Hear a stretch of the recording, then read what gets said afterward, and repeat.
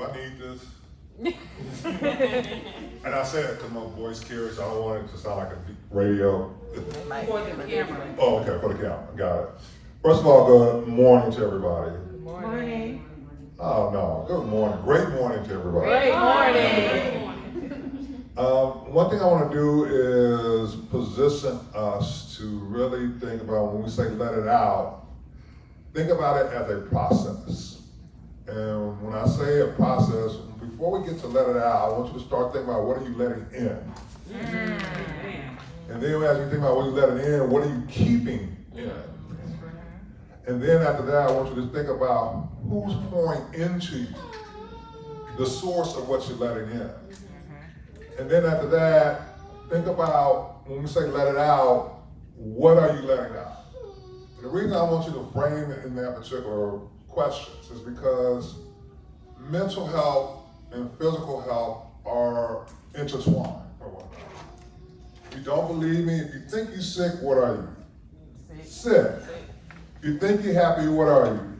Happy. Some of us are older than some of the people in here, so I tell you, like when you hear bones creak and pop, we start to mentally accept that, oh, I'm old.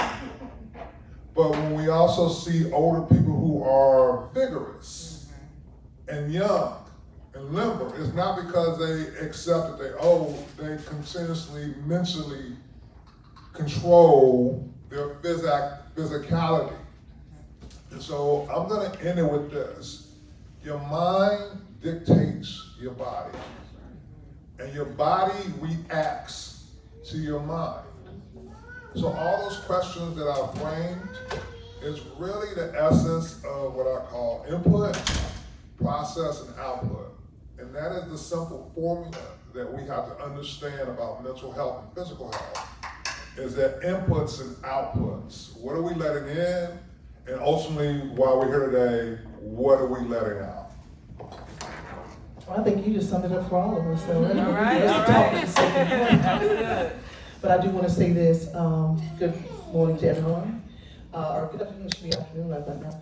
But as many hats as I wear, this is one of the most important things. When I got this invitation, especially on Saturdays, because I'm so fried Monday through Friday, and Saturdays and Sunday, well not Sunday, Sunday's a work day too, because I'm a co-pastor, but Saturdays are my relaxed days. But when I got this invitation, I did not hesitate to accept, because this is one of the most important things I do as a pastor, as a mother, as a homeschooler, as anybody. It's everywhere. Mental health and healthy mental state and emotional state is so important, and it's so we don't hear about it enough.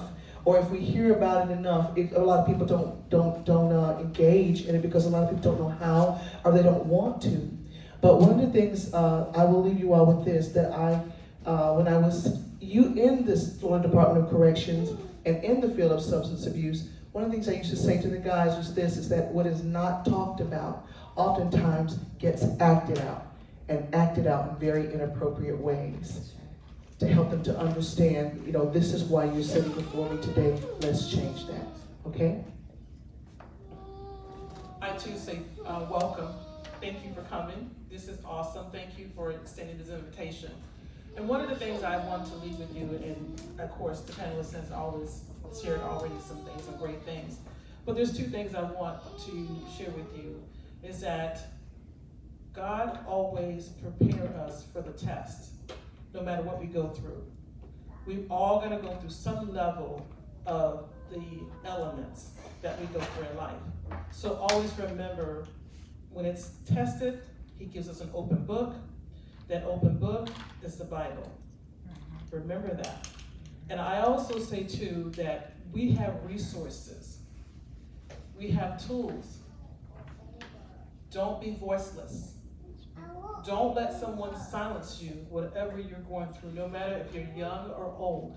I meet a lot of young people who go through the experience of not being able to talk to their parents, talk to their loved ones, talk to their friends. And parents, we can't allow our kids to be voiceless. As women, I meet a lot of women who are voiceless.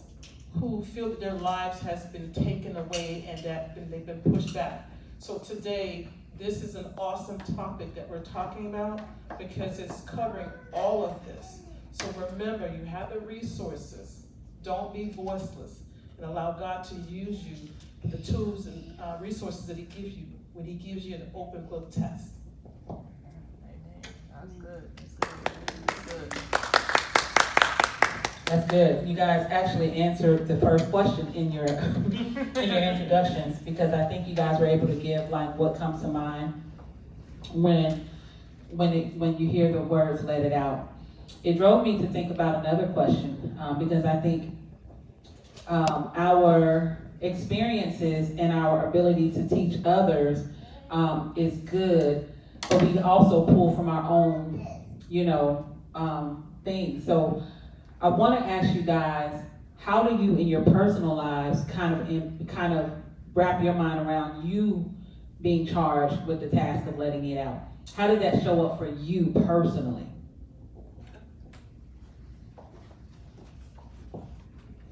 So a little bit about my life.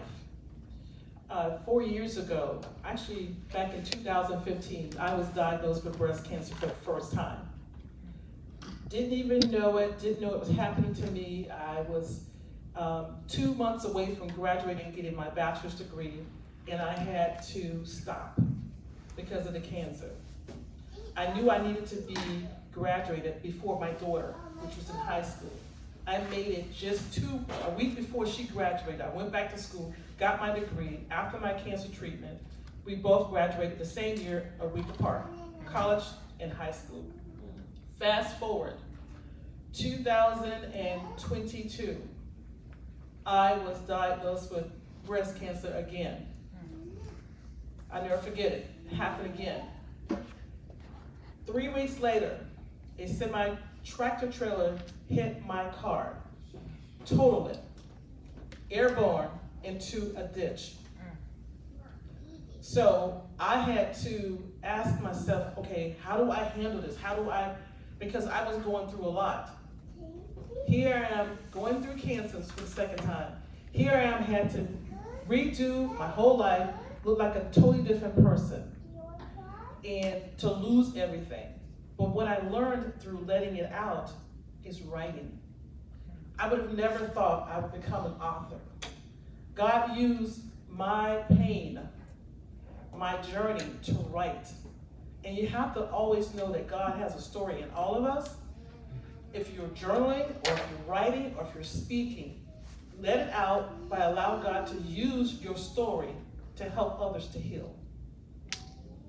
All right, that's good. Well, my methodology is much like yours, letting it out in writing, because I'm also a writer. That started for me back in college, because the household I grew up in was a very high performance household. My father is a retired U.S. attorney. He was a U.S. attorney in the Virgin Islands and in Puerto Rico, so the whole Caribbean district. He was the U.S. attorney. And my mother's a retired school teacher, so for us, it was always performance driven. I have 2 other sisters. One sister's in heaven now, my youngest sister, and we were only taught to perform. And I think a lot of that was because they were afraid. You have 3 soon-to-be black women coming into the world, and so you got to get them prepared. And so talking about feelings and everything like that was not something that we were taught how to do. So I had to have another form of outlet. One day I was sitting at Florida State in the student union, and I started writing, and all of a sudden my writing took another path. It was almost as if someone was having a conversation with me. And it was at that moment where my conversating with God started. And then it transcended to writing music, writing lyrics. And then, another area, now it's transcended to being interested in natural health. How do I take this ministry and how do we make it practical? So I started, looking at ways to implement natural health, because I'm into herbology, because I'm into trauma therapy and stuff like that. How do we implement that and make it relative, and also make it so a lot of people can get access to it, so it's not so expensive, where people can get the help that they need. So through meditation, exercise, writing, and stuff like that, those are the avenues I found that helped me to let it out. For me, letting out came with age. And the reason I say that is as I got older, I learned some of the greatest things that older people already knew, and that's not really caring what everybody else thinks about you. And why do I say that? Because too often when we let it out, it's because we internalize what other people may feel about how we're doing or what we're going through or who we are or our circumstances. So when we internalize it, it's because we want to hide something. We want to hide it because it's maybe shameful. We want to hide it because it may not be socially acceptable. So to my younger people here and anybody who's listening, no matter your age, let me save you some trauma. Letting out is not caring what anybody else thinks about what you're going through. And here's why. They are probably going through some similar or worse things than you. And so if you're focusing on what people think about you more, then what happens is you give power to what other people think versus you having that God-given authority and dominion over what's going on inside you. And so when you understand that, and that's why I said the age and growing older has been my letting out. I start to care less about what society thinks. I was born black, I was raised black, I'm gonna die black. So no matter DEI is present, or if institutions take DEI away, I don't need your definition of diversity to define me, and it doesn't. I don't need how you feel about me to define me, it doesn't. When we was talking earlier, I was bad without the PhD.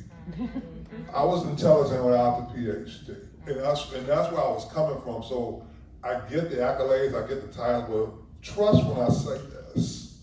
With all God-given love and ability, I could care less what anybody thinks about me at this age of my life. I buried a mother, I buried a brother, I'm burying a mother-in-law, I buried a grandmother-in-law, I buried so many family and friends and souls along the way. So when I'm on this other side of the spectrum, I have less years in front of me than I do behind me. Trust me when I let it out and say, I can care less what you think about me. And the reason I say that is not, snidely or condescending, but it's because I have that power now. I have that God-given authority that you can't give or take away. And so when these sisters here, and I want to just add to all you black women, be unapologetic about being a black woman. So, and I say that with love because I'm tired of society always lumping stuff on you all.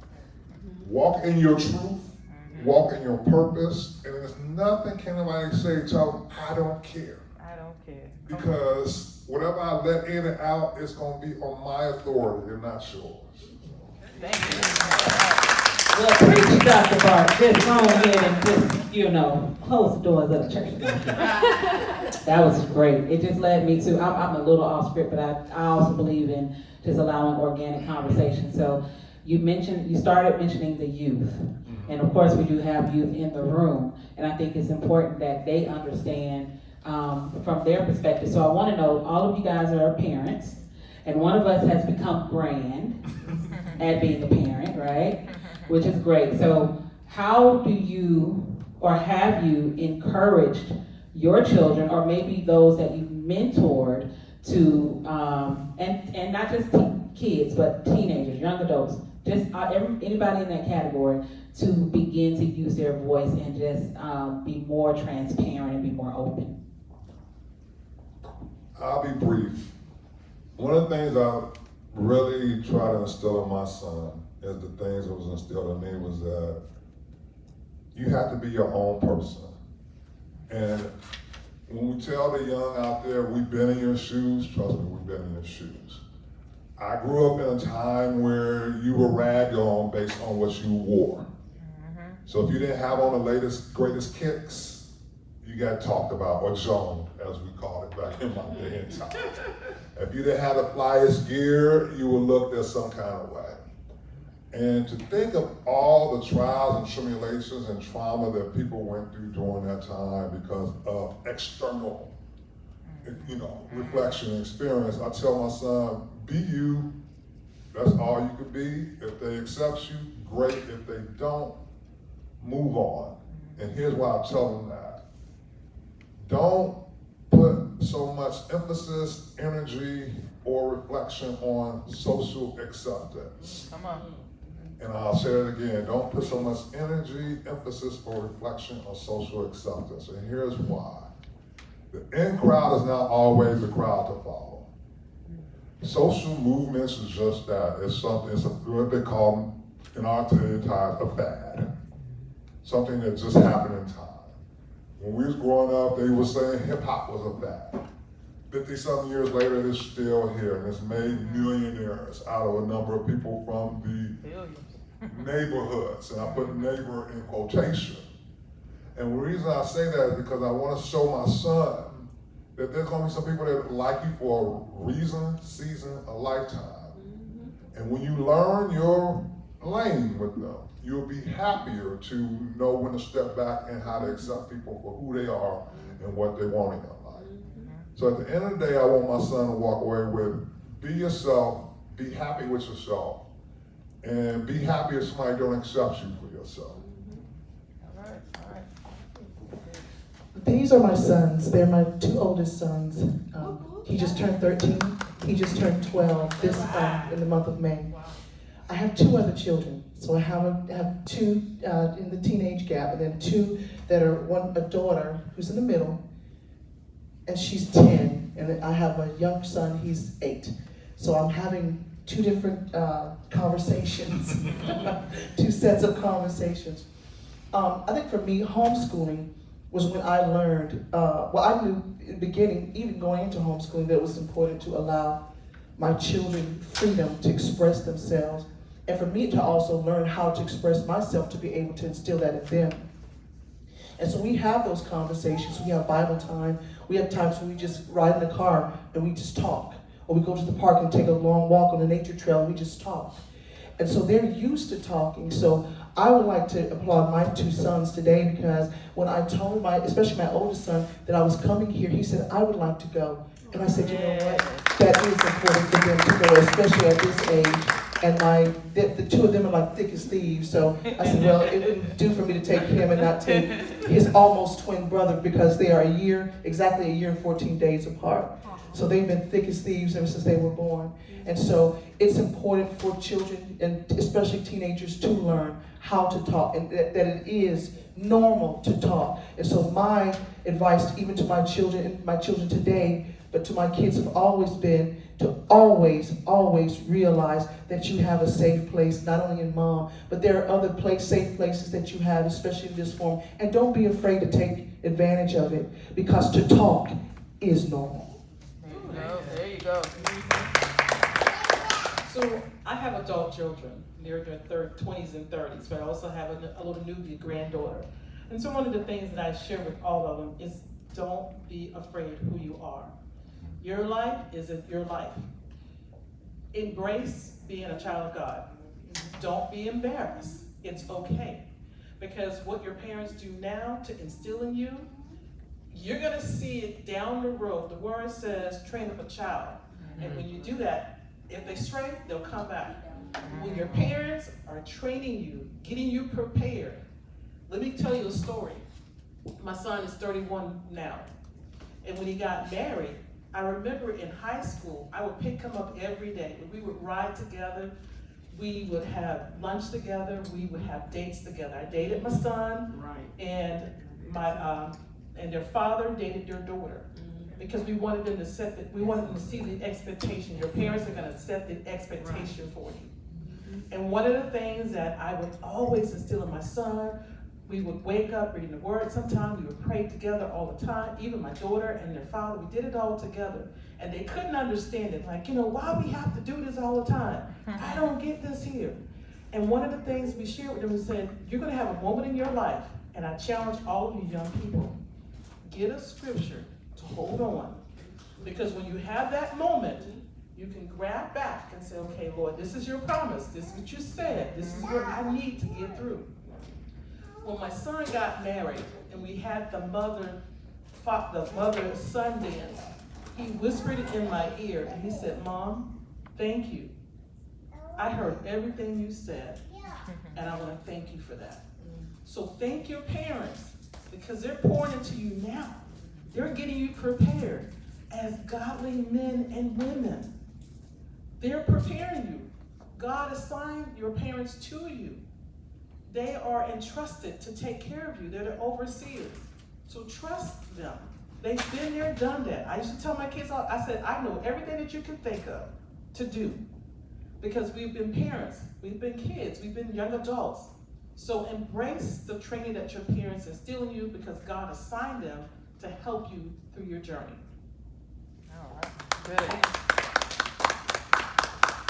Ooh, I gotta put y'all in my pocket. I'm glad y'all got books and everything else so I can pick them up later and give them to some of my clients. Because, some of what each of you guys said, I'm like, yes, people need to hear these things.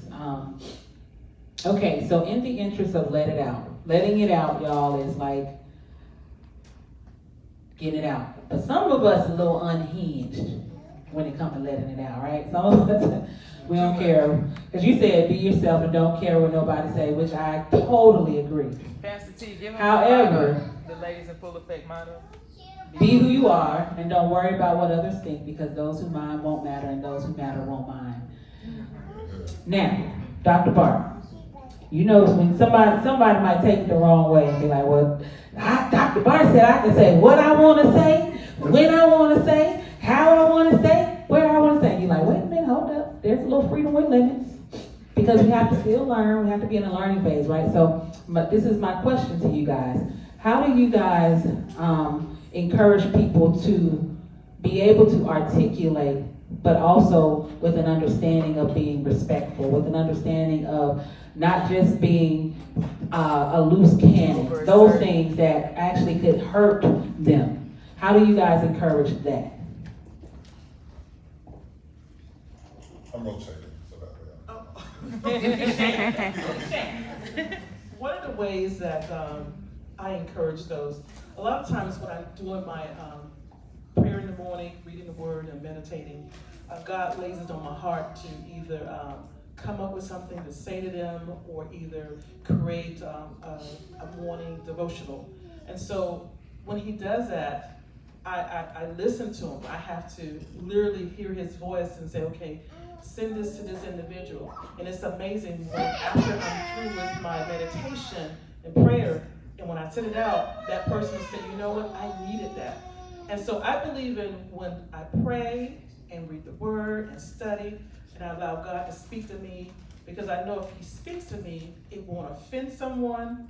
They will embrace it because they will need it.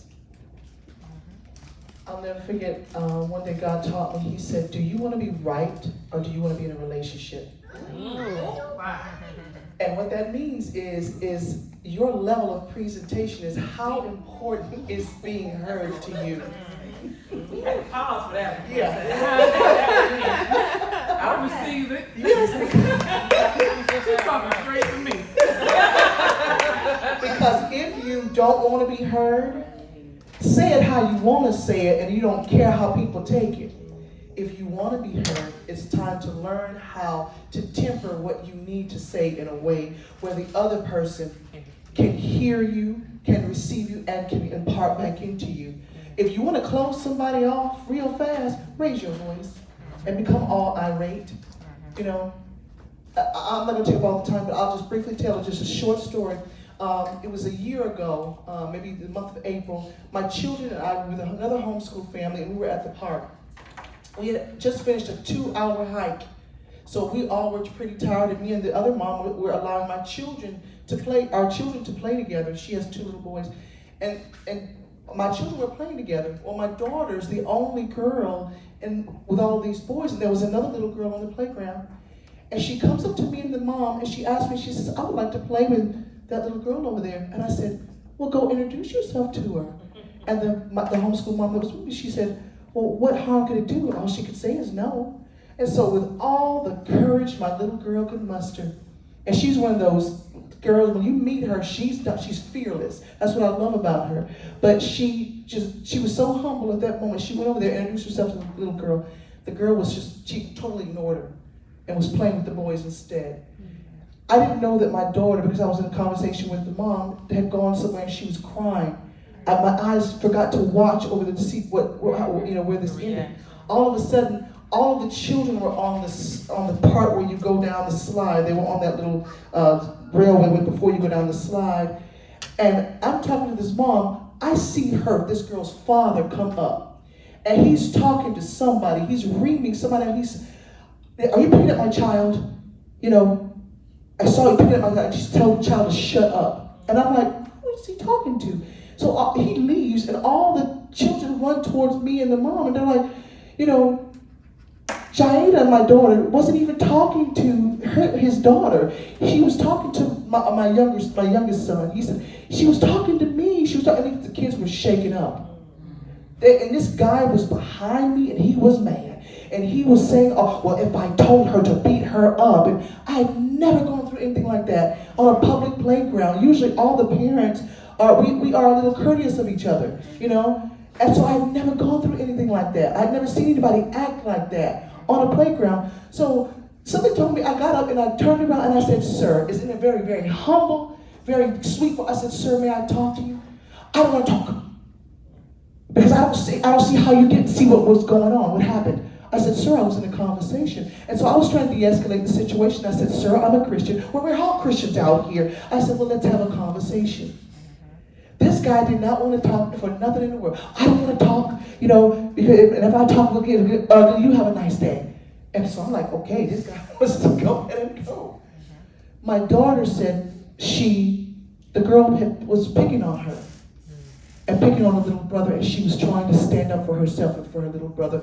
The father didn't even, he wasn't even there the whole time. He was in his car, I think looking at his cell phone, and just saw what he wanted to see. God went to the children and started confronting them.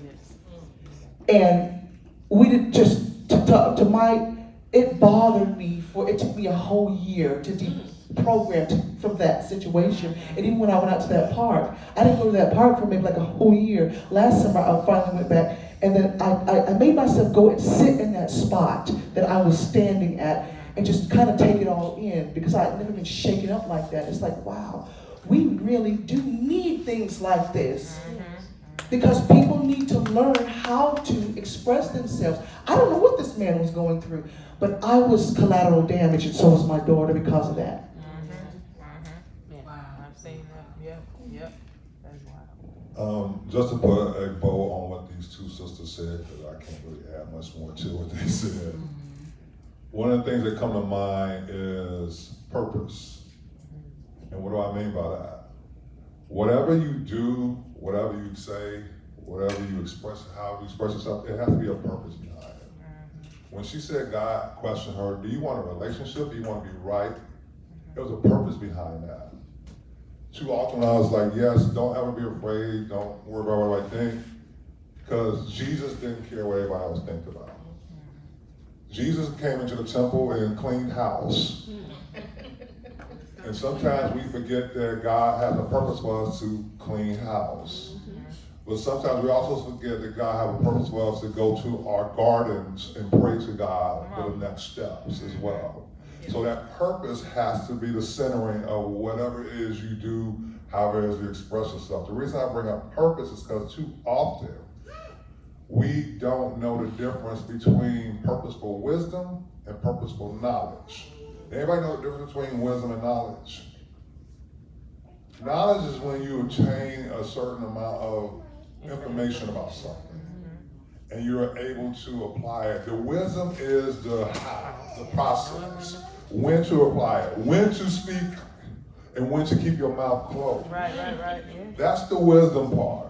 when to flip that table in the temple, Come on. and when to step back and say, I got a God that is all powerful, all knowing, and all able, and I don't have to fight that battle because that battle's already done. Come on. That is the purpose that I'm talking about. It's because that purposeful wisdom and that purposeful knowledge is two different things. And too often we confuse wisdom and knowledge. So when I say don't be afraid, and I'm glad you brought that up, you also have to have that wisdom on when do I physically say something and when do I spiritually say something? When do I keep my mouth closed and when do I open it? And that is, and I'm going to need sister probably, that is the secret to a successful marriage and relationship. Men will probably agree with me, we pick our battles because we protect our peace. And so when we try to protect our peace, and he's not saying that, he's like, yeah, it's because there's a purpose behind it, because that wisdom has been passed down. Everything is not worth your energy. And so I want to extend that to everybody, that everything is not worth your energy. And that wisdom that you get over that experience is you will learn and understand what it is that is worth your energy to extend it. Because one of the things that we can't ever recuperate in our life is what? Time. That's the most unrecuperable commodity that we measure in the existence of manhood. So once you lose it, you can't get it back. So be mindful of that purpose because it helps you to manage your time and it helps you to manage your energy. But most of all, it helps you to maintain your peace. All right, maintain your peace. That's good. All of those things were good. And thank you for sharing that personal story too. Because it kind of challenged you, you know, in a way to have to figure out in a moment. You had to either go in mama bear mode, go in former correction mode. But then you probably thought, okay, it's me, I'm a woman, this man, I don't know where he is, you know, so I have to be careful because I don't want to, you know, have anything go further, you know. And I love how you mentioned about peace, you know, because I think when all of this is centered around peace, you know, all of this is centered around us being able to get to a place in our lives where we have inner peace. And y'all already know, you know, from a spiritual perspective, the enemy doesn't want us to have peace. He wants to take that and remove that from us. And that's either by causing us to feel like we can't express ourselves, or nobody will listen, or causing us to feel like we got to say everything that's on our mind because we think nobody will listen. All right, you guys, we have 5 elements, and then we actually have a center element, which is spiritual. So when we look at this, there's social, physical, environmental, mental, and emotional elements. And so we're gonna travel through these just a little bit, because once we wrap up our panel discussion, we're gonna go over these a little bit more for you guys, a little bit more in depth. So keep these in mind. These are not all of the elements of wellness, but as we were planning, we were thinking about how the elements of wellness are a huge contribution to being able to really get to a place in our lives where we feel comfortable and we feel confident in being able to express ourselves. And so social elements of wellness is how we interact with our family, how we interact with our friends, our relationships that we have, places that we are, how we feel comfortable at the playground, how we feel comfortable in certain environments, and it expands to that as well. It expands more than that. Then we have the physical. One of the first things you mentioned, you mentioned the body going along, and you also said it's about what we let in. And so our physical body, I said earlier, secrets keep you sick.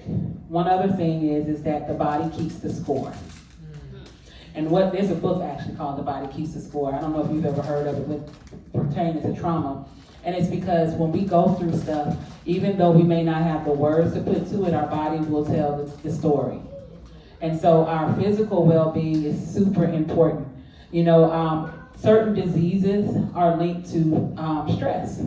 Stress is linked to not being able to, our challenges in being able to deal with life circumstances, such as if your car in a ditch. You get what I'm saying? Or other things that's going on all at the same time, where you got everything that's happening in one day. Just living in a chaotic life. And then, of course, we have mental wellness. And mental health, that's the overarching theme, is our mental health. And I would like to say that, our mental health is our all of it, kind of put together a little bit, but it's about how our emotions are tied to our moods, which are tied to, how we think, what we think, and how, like I said earlier, how we express ourselves or lack of. And then we also have emotional, so mental and emotional, they kind of pair. And then environmental. Environmental is super important, right? You can kind of tell how a person, well, in some instances, not all. One of the things that I think is so interesting is some of my clients will come and they talk about having disorganized thinking. And I say, what's one thing that you think you could do to kind of help get started? They say, well, I think I need to clean up the house. Now, how does the house relate to what's going on here? And they said that absolutely. Their mind is so jumbled up that the chaos inside of the house either contributes to it, one affects the other, like either the what's going on here affects how I'm organized or disorganized, or me being disorganized out here affects me being able to stay focused and organized here. So there's a lot that goes on with our environment and the environments that we're placed in. The jail institution, that's a huge other mental health institution. It does some things to people, It does some things to people. So sometimes when we're interacting with people, we gotta know who we're talking to. And we gotta know that, everybody has a story, but you just really never know what somebody's been through until you ask them and they're able to tell you, which you can have a better understanding of why they're struggling in the way that they're struggling. So our goal is to get to a place of mental, emotional, social, physical, environmental wellness, which will help that center circle, which is spiritual, right? And so my next question is, from your perspective, just tell me which one of these, not including spiritual, because I want you to tie it back to spiritual, which one of these elements stand out to you? Maybe based on your books that you've written, on trust and forgiveness, maybe one or two of them stands out to you, why that stands out to you, and how they relate back to the spiritual wellness. So it's a 3-part question. What is it? Which one stands out to you? Why? And how does it go back to spiritual wellness? You ready? I'm gonna start with you. I'm gonna say what stands out to me the most is mental. All that I went through was all mental. I could have lost it, and I didn't even share with you, prior to the cancer, I also went through a divorce after 30 years. So all this was happening within 24 months, and I could have lost it. And the icing on the cake was when the car accident took place. I had lost everything I could think of. I had nothing, because I was relying on man to take care of me. And so God had to strip me down completely. I felt like Job's sister. And I was like, okay, Lord, is this really a joke, or what's taking place? Because I have nothing else left to do. And I remember collapsing a couple times because I was so mentally drained from everything happening back to back, and it was so big in my life. And I didn't want to face life anymore because everything was taken away from me. So the mental part is where it hits home for me. And that's how the books of Trusting God and My Faith Walk was birthed, because I had to release it. I had to trust Him. I had to release everything that I had, and He was filling me in with scriptures. And there's a couple of scriptures that comes to mind that He shared with me when I first went through my divorce and left my job after 27 years retiring, coming here. Isaiah 43, I think it's 43, verse 18 and 19, when He talks about look forward, don't look back. And I was like, okay, no, you gotta look forward. You gotta see what I'm doing for you right now. And then when the accident took place, I was grieving because I had lost everything. And He reminded me in Joshua, He said, look, stop grieving. Just like I told Joshua to stop grieving over Moses when he died, you got to do the same thing. Why? Because it's a dead situation. When He told me it was a dead situation, I said, I got it. And mentally, I got myself together. Because all that I was grieving over was a dead situation. And so I had to learn that what I was going through was a process, because it was no longer part of my life. It was a dead situation. In the beginning was when I started writing the book, which brought life to me, because I was releasing it. That's so good. I love what you were saying, because it reminds me of our story, my husband and I's story, because you're talking about promotion in the middle of that, when things happen, when you go through a period of stripping. 2 years ago, we had a trucking company that we lost because my husband called me one morning, and he was in South Carolina. The truck, our semi-truck was on fire, and he was in that truck. And he got out and got as much as he could out just in time. And he showed me, put me on camera and showed me when this truck was burning. I had never heard my husband let out a yell like that before. He was wailing. I heard him wailing, and I heard the fire trucks coming up. We lost everything. We lost everything. So I understand what that means when you go through a stripping. You have this way of life and you lose everything. But we were faithful going to Free Life. We had been, traveling 45 minutes every Sunday, faithfully every Sunday. We didn't know, and that was after we lost our business. That was the hardest season we went through, because it was like, okay, how are we going to do this? How are we going to pay bills? How are we going to support our kids? How are we going to pay for homeschool? How are we going to do all of this stuff?